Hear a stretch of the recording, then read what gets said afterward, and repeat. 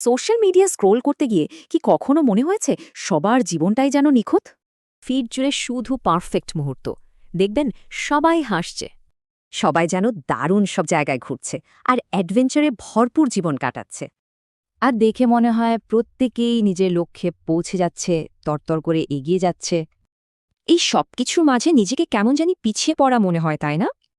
আর অজান্তেই মনের ভেতরে একটা প্রশ্ন জন্মায়, কিন্তু সত্যিটা হলো, অনলাইনে যা দেখানো হচ্ছে তা কিন্তু পুরো গল্পটা নয়। এটা আসলে জীবনের একটা হাইলাইট রিল, মানে সেরা মুহূর্তগুলোর একটা বেছে নেওয়া কালেকশন। মানুষ তাদের হাসি দেখায়, কান্না টানা, সাফল্য দেখায়, কিন্তু ব্যর্থতা লুকিয়ে রাখে। এই কঠিন মুহূর্তগুলো, যেমন রাতের দুশ্চিন্তা বা ডিপ্রেশন, এগুলো তো আর পোস্ট করা হয় না। তার মানে আমরা কেবল সেটাই দেখি যা মানুষ আমাদের দেখাতে চায়।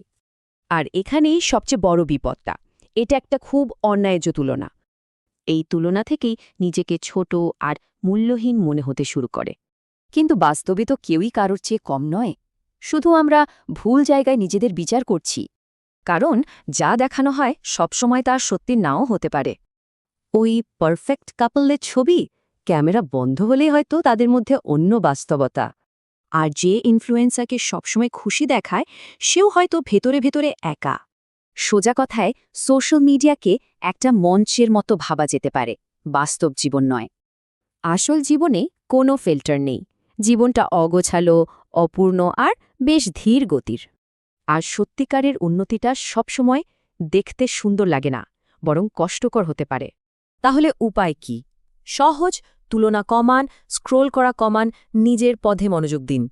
দিনের শেষে সবচেয়ে জরুরি হল মনে রাখা যে এটা কোনো দৌড় প্রতিযোগিতা নয়। প্রত্যেকের চলার পথ, গল্প এবং গন্তব্য সবকিছুই একদম আলাদা হবে, আর সেটাই স্বাভাবিক। তাই একটা স্ক্রিনের দিকে তাকিয়ে নিজেকে হারিয়ে ফেলাটা একদমই বোকামি। চলুন এই কথাটা মনে রাখি, প্রত্যেকটা প্রোফাইলের আড়ালে একজন বাস্তব মানুষ তার নিজের যুদ্ধটা লড়ছে।